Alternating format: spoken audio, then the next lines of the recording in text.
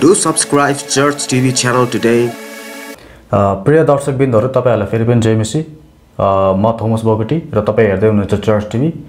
आज म फेरि पनि तपाईहरुको सामु एउटा रोचक कुरा लिएर आएको छु र तपाईले सुन्न सक्नुहुन्छ अहिले समसामयिक विषयमा र त्यो सलहको विपत्तिको विषयमा। सलह अफ्रिकन कन्ट्रीज देखि लिएर अहिले तपाई इन्डियामा भएको देख्न सक्नुहुन्छ र यो किन भइरहेको छ भन्ने कुरा तपाईलाई आज एउटा बाइबलीय अवधारणा म बताउन चाहन्छु र त्यसभन्दा अगाडि म सलह कसरी बन्छ भनेर म तपाईहरुको अगाडि बताउन चाहन्छु। हामी चर्चा गर्नेछौं सलहमा हुने यो सेरोटोनिन केमिकल मानव जातिको लागि कति महत्त्वपूर्ण छ र यसले तपाई र ममा रहेको डिप्रेसनमाथि विजय बन्न कसरी मद्दत गर्न सक्छ। सुरुदेखि अन्त्यसम्म तपाईले यसलाई हेर्दिनु होला। यदि तपाईले चर्च टिभीलाई पहिलोचोटि हेर्नु भएको छ भने सब्स्क्राइब गरिदिनु होला। सबैभन्दा पहिला म तपाईलाई बताउन चाहन्छु कि बाइबलमा स्पष्ट साथ सलहको विपत्तिको बारेमा लेखिएको छ। परमेश्वरले सलहलाई पनि बनाउनु भएको हो, तर सलह हुनुभन्दा अगाडि सलह चाहिँ एउटा फट्याङ्ग्रा हुन्छ। फट्याङ्ग्रा तपाईले आफ्नो खेतबारीमा राम्रोसँग देख्नु भएको छ। त्यही फट्याङ्ग्राको एउटा विकसित स्थिति अथवा तह नै सलह हो र सलह र यो फट्याङ्ग्राको बीचमा धेरै भिन्नताहरू हुन्छ र म तपाईको अगाडि सलहको विपत्ति भन्दा अगाडि पनि बाइबलले सलहको विपत्तिको विषयमा के बताएको छ अनि त्यसपछि तपाईको अगाडि म यो पनि राख्न चाहन्छु कि यो फट्याङ्ग्राबाट सलह कसरी बन्न पुग्छ। जसरी एउटा झुसुल किराबाट पुतली बन्न पुग्छ त्यसैगरी यो फट्याङ्ग्राबाट सलह बन्न पुग्दछ। अनि परमेश्वरले नि एउटा प्रणाली बनाउनु भएको हामी उहाँलाई प्रशंसा गर्नुपर्छ र धन्यवाद दिनुपर्छ। र म ढिलो नगरिकन म तपाईलाई अलिकति पृष्ठभूमि बताउन चाहन्छु सलहको विपत्तिको विषयमा। तपाईले प्रस्थान 10 को 1 देखि 15-19 सम्म पढ्नु भयो भने त्यहाँ तपाईले सलहको विपत्तिको विषयमा तपाईले देख्न सक्नुहुन्छ। यो चाहिँ 8औं विपत्ति थियो र परमेश्वरले भन्नुभयो अनुसार चाहिँ बाइबलमा उल्लेख गरिएको अनुसार चाहिँ सलहको संख्या यति धेरै भयो कि त्यसले चाहिँ इजरायलको होइन तर मिस्र देशको सम्पूर्ण घरहरू त्यसले ढाक्यो र एकदमै अन्धकार नै छायो। त्यहाँ यति धेरै संख्या थियो कि त्यसले बाले नाली सबै खत्तम पारिदियो। त्यस्तो डरलाग्दो विपत्ति बाइबलमा सलहको विषयमा उल्लेख गरिएको छ। अनि त्यसपछि सलहको कन्ट्रोल मेकानिजमहरू पनि छ। यो कसरी चाहिँ परमेश्वरले कन्ट्रोल गर्नुभयो भन्ने कुरा तपाईले हेर्नुभयो भने प्रस्थान 10 को त्यही 19 पदमा तपाईले देख्न सक्नुहुन्छ कि परमेश्वरले चाहिँ हावा चलाएर बतास चलाएर यो सबै सलहलाई चाहिँ लाल समुद्रमा फ्यालिदिनु भयो। यो एकदमै स्थायी रूपमा परमेश्वरले गर्नुभयो र कतिचोटि मानवको लागि यो कुरा गर्न एकदमै असम्भव हुन्छ, तर परमेश्वरले मिस्र देशमा लागेको सलहको विपत्तिलाई एकदमै चाँडो उहाँले चाहिँ कन्ट्रोल गर्नुभयो। अहिले हेर्नुभयो भने तपाईले अफ्रिकन कन्ट्रिजदेखि लिएर अहिले भारतमा समेत सलहको विपत्तिले सताइरहेको छ र पाकिस्तानमा पनि वरिपरिका राष्ट्र बङ्गलादेशमा पनि कतै कतै त्यसले सताइरहेको छ र कति नेपालीहरूलाई यो डर छ कि यो सलह चाहिँ नेपालमा पनि आउन सक्छ। अनि कतिजनाले भनेका छन् कि सलहको विपत्ति नेपालमा चाहिँ 60 वर्षपछि आउँदैछ भनेर। भनेपछि सलहको विपत्ति त्यति साह्रो नयाँ कुरा होइन रहेछ नेपालको लागि पनि। यो कुरा चाहिँ विभिन्न राष्ट्रको लागि पनि नयाँ होइन, तर बाइबलले चाहिँ स्पष्ट साथ सलहको विषयमा तपाईँ र मलाई बताउँदछ र परमेश्वरलाई धेरै धन्यवाद होस्। उहाँले हामीलाई चाहिँ सलहको विपत्तिबारे पहिला नै जानकारी दिइसक्नु भइसकेको छ। यहाँसम्म कि उहाँले उत्पत्तिको पुस्तकमा विभिन्न सृष्टि गर्दाखेरि उहाँले किरा फट्याङ्ग्राहरू पनि बनाउनु भएको थियो। उहाँले जङ्गली जनावरहरूदेखि लिएर घरपालुवा जनावर सबै बनाउनु भएको थियो, मानव जाति पनि बनाउनु भएको थियो। र तपाईले प्रकाशको पुस्तकमा हेर्नुभयो भने अन्त्यको दिनमा कस्तो कस्तो खालको विपत्तिहरू आइपर्छ भनेर पनि त्यहाँ उल्लेख गरिएको छ है। प्रकाशको पुस्तक हेर्नुभयो भने तपाईलाई म अलिकति बताउन चाहन्छु। प्रकाशको पुस्तक 9 अध्यायको 3 देखि 10 पदहरूमा चाहिँ विशेष गरी यो सलहको विपत्तिको विषयमा राम्रोसँग उल्लेख गरिएको छ। यसले हामीलाई जनाउँदछ कि बाइबलले पहिला नै यस्ता विपत्तिहरूको विषयमा तपाईँ र मलाई एकदमै स्पष्ट साथ बताएको छ। अब म तपाईलाई अलिकति लान चाहन्छु यो सलह कसरी विकसित रूपमा आइपुग्छ, यो कसरी यति धेरै संख्यामा हामीहरूको माझ हामीले देख्न सक्छौँ कि मानिसहरूले यसलाई कन्ट्रोलै गर्न सक्दैनन्। कुनै पनि राष्ट्रले अहिलेसम्म यो सलहलाई कन्ट्रोल गर्न सकेको छैन, यसको जनसङ्ख्यालाई। यो कसरी हुन सक्दछ? परमेश्वरलाई धेरै धन्यवाद होस्। यदि तपाईले राम्रोसँग हेर्नुभयो र अवलोकन गर्नुभयो भने एउटा राम्रो वातावरण भइदियो भने चाहिँ फट्याङ्ग्रा 2 घण्टाको अवधिमा ऊ सलह बन्न पुग्दछ। सलहको कुरा गर्ने हो भने सलह एउटा फट्याङ्ग्राको विकसित रूप हो। जसरी झुसुल किराबाट पुतली बन्छ त्यसै गरी तपाईले देख्न सक्नुहुन्छ कि फट्याङ्ग्राबाट त्यो त सलह बन्न पुग्दछ। कतिचोटि के हुन्छ भने अफ्रिकन जस्तो देशहरूमा, इन्डिया जस्तो देशहरूमा खडेरी लागिरहेको हुन्छ र खडेरी लागेको कारणले गर्दाखेरि त्यहाँ हरियाली हुँदैन अनि हरियाली नभएको कारणले गर्दाखेरि यस्ता फट्याङ्ग्राहरू भोकाइरहेका हुन्छन्, खाना पाइरहेका हुँदैनन्। तर अचानक पानी पर्छ अनि पानी परिसकेपछि के हुन्छ भन्दाखेरि बालीनालीहरू उम्रिन्छ। बालीनाली उम्रिने बित्तिकै त्यहाँ हरियाली छाउँछ अनि हरियाली छाउने बित्तिकै यो जुन जनसङ्ख्या हुन्छ, यो फट्याङ्ग्राको जनसङ्ख्या, त्यो जनसङ्ख्यामा एक प्रकारको भोकमरी लागेको हुन्छ त्यति बेला। अनि भोकमरी लाग्ने बित्तिकै यिनीहरूले केही पनि गर्नु पर्दैन रहेछ। केवल यिनीहरूले आफ्नो खुट्टाहरू हलाए बापत एक प्रकारको केमिकल आउँदो रहेछ। त्यो केमिकल चाहिँ सेरोटोनिन भन्ने रहेछ। अब सेरोटोनिनलाई एउटा खालको नाम पनि दिएको छ जसलाई चाहिँ ह्याप्पी केमिकल भनिन्छ, जसले चाहिँ एउटा तपाईलाई खुसी हुनको निम्ति त्यसले तपाईलाई चाहिँ मद्दत गर्दछ। यो केमिकल एकदमै पावरफुल हुन्छ र यो केमिकल एकचोटि यो फट्याङ्ग्राले त्यसलाई चाहिँ उत्पादन गरिसकेपछि यो चाहिँ अचानक 2 घण्टाको अवधिमा यो चाहिँ एकदमै चाँडो के हुन सक्छ? सलह बन्न सक्दछ। अङ्ग्रेजीमा सलहलाई लोकस्ट भनिन्छ र फट्याङ्ग्रालाई ग्रास हपर भनिन्छ। सुन्नु है, एकदमै रोचक कुरा के छ भन्दाखेरि चाहिँ सलह चाहिँ उड्न सक्छ तर फट्याङ्ग्रा उड्न सक्दैन। ऊ खालि एउटा ठाउँबाट अर्को ठाउँमा उफ्रन मात्र सक्छ। पहिला सलह हुनुभन्दा अगाडि फट्याङ्ग्रा के हुन्थ्यो भने ऊ एक्लै एक्लै बस्थ्यो, ऊ एक्लै एक्लै घुम्थ्यो। तर जब उसको एउटा यो सेरोटोनिन भन्ने एउटा केमिकल चाहिँ उत्पादन हुन्छ तब उनीहरू एक्लै हिँड्दैनन्, उनीहरू एउटा जमातमा हिँड्छन्, एउटा जनसङ्ख्यामा हिँड्छन्। त्यसकारणले गर्दाखेरि यो सङ्ख्या यति बृहत भइदिन्छ कि उनीहरूको एकत्व हुन्छ। बाइबलमा हेर्नुभयो भने बाइबलमा सलहको राजा हुँदैन भनेको छ, तैपनि उनीहरूको के हुन्छ? एकता हुन्छ। अनि उनीहरूलाई एकदमै धेरै भोक लागिरहेको हुन्छ। त्यसकारणले गर्दाखेरि त्यो भोकमरीमा परेको सलहले के गर्छ? बाली नाली खाने गर्दछ। यसकारणले गर्दाखेरि तपाईहरु मेरो अगाडि यो प्रकारको महामारी आउने गर्दछ। अनि मैले तपाईलाई अलिक अघि नै भनिहालेँ कि सलह चाहिँ उड्न सक्छ है। अनि सलह के गर्छ? जमातमा बस्छ तर फट्याङ्ग्रा उड्न सक्दैन, त्यो खाली उफ्रन मात्र सक्छ। अनि के हुन्छ? त्यो एक्लै बस्ने खालको हुन्छ, एकान्तमा बस्ने खालको हुन्छ। अनि त्यसपछि उनीहरू एकता हुँदैन पहिला, तर यो सेरोटोनिन केमिकल आउने बित्तिकै उनीहरूमा एकता हुन थाल्छ। र एउटा राम्रो वातावरणमा मात्र यो सम्भव हुन सक्छ। यदि त्यहाँ राम्रो वातावरण छैन भने कहिले पनि फट्याङ्ग्रा सलह बन्न सक्दैन। र यसरी परमेश्वरले फट्याङ्ग्रालाई सलहमा परिवर्तन गर्नुहुँदो रहेछ। एउटा ठिक प्रकारको वातावरण दियो भने चाहिँ त्यहाँ चाहिँ सलह बन्न सक्छ। 2 घण्टामा, सुन्नुस्, 2 घण्टामा फट्याङ्ग्रा सलह बन्न सक्छ। जसरी झुसुकिराबाट पुतली पनि अलिक लामो समय लाग्छ, तर एउटा एकदमै राम्रो वातावरण भइदियो भने यो फट्याङ्ग्रालाई सलह बन्न 2 घण्टा मात्र लाग्दो रहेछ। अनि यसले एकदमै डरलाग्दो रूप लिँदो रहेछ। हेर्नुस् त कस्तो अचम्मको कुरा। अनि अर्को कुरा चाहिँ के हुन्छ भन्दाखेरि यो सलहको जिउ चाहिँ अलिक सानो हुन्छ।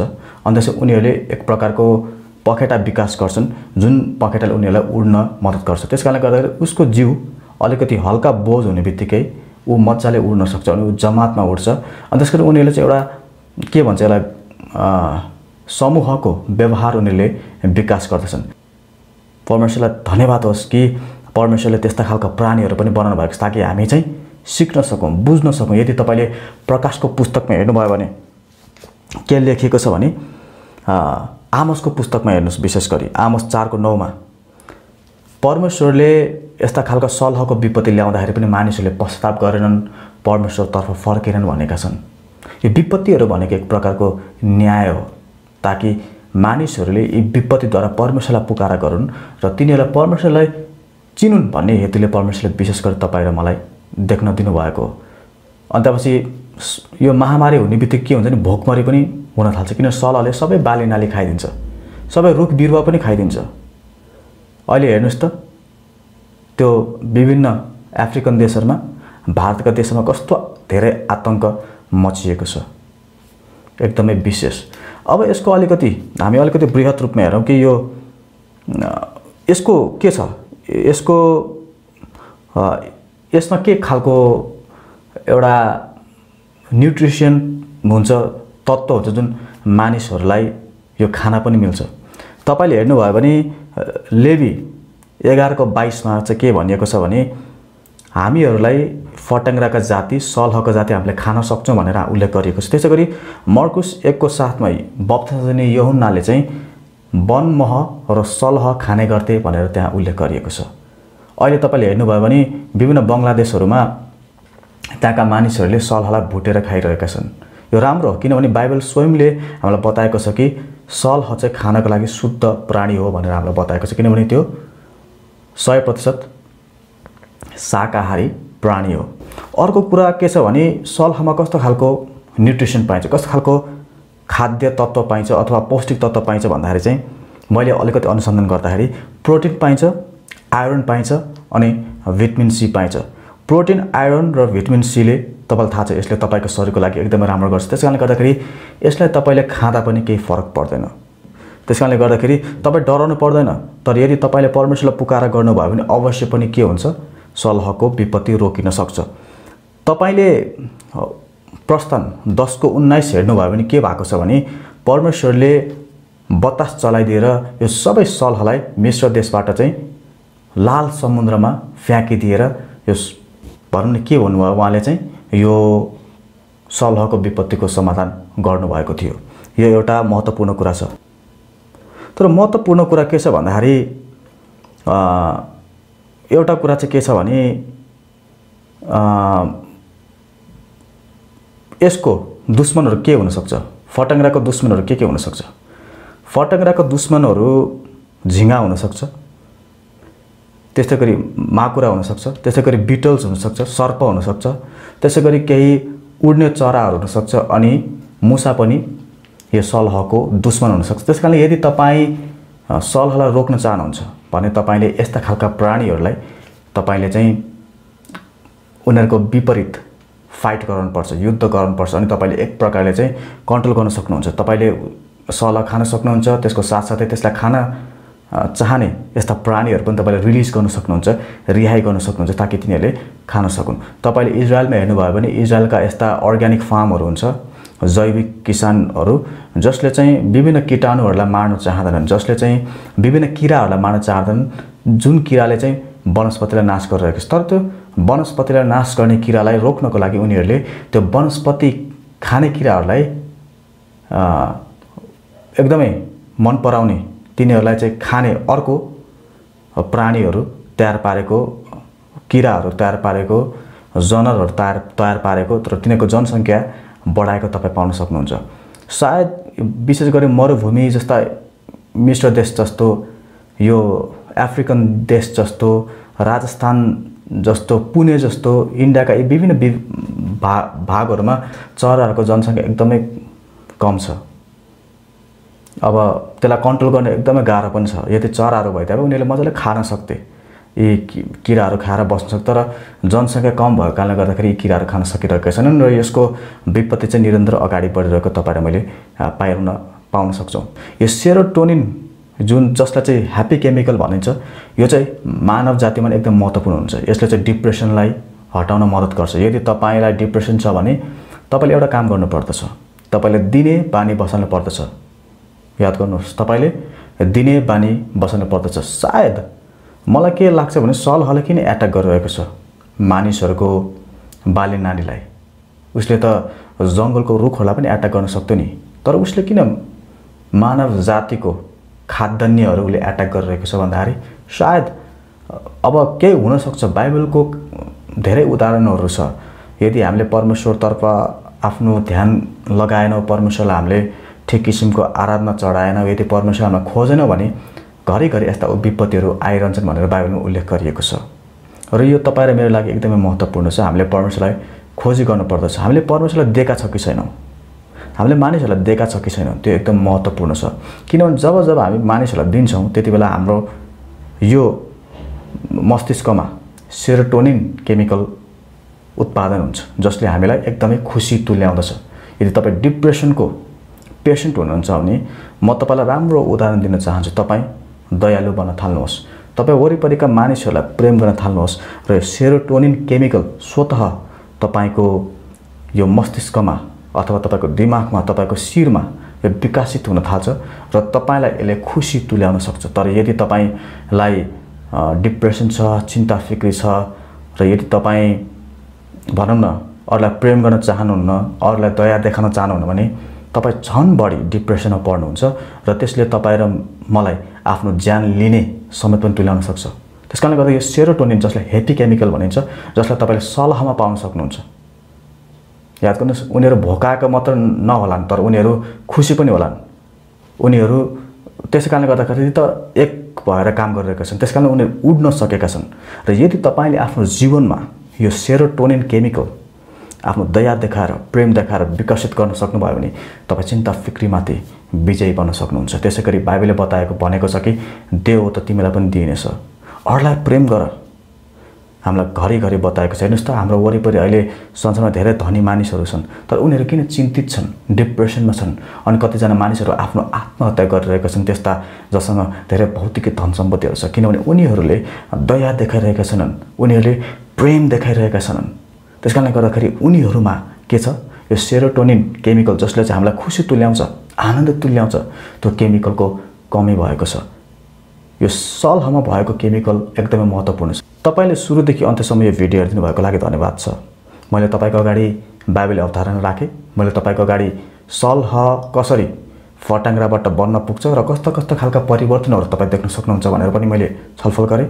त्यसै गरी सलहलाई कसरी कन्ट्रोल गर्न सकिन्छ भनेर केही त्यस्ता बाइबलीय तरिका, त्यस्तै गरी अलिकति मैले पनि अनुमान गरेको तरिकाहरू तपाईँमाथि राखेँ। अनि त्यसपछि मैले यो पनि देखाएँ कि सलहमा भएको सेरोटोनिन जो केमिकल छ, जसले हेभी केमिकल भनिन्छ, त्यो केमिकल तपाईँ र मेरो लागि एकदम महत्त्वपूर्ण हुन्छ। अनि मैले यो पनि बताएँ कि सलह एक शुद्ध प्राणी हो जसलाई तपाईँ र मैले खान सक्छौँ र बाइबलमा त्यस्ता धेरै उदाहरणहरू तपाईँ र मैले पाएका छौँ। धन्यवाद छ। परमेश्वरले तपाईँलाई आशीष दिनुभएको होस्। जय मसीह।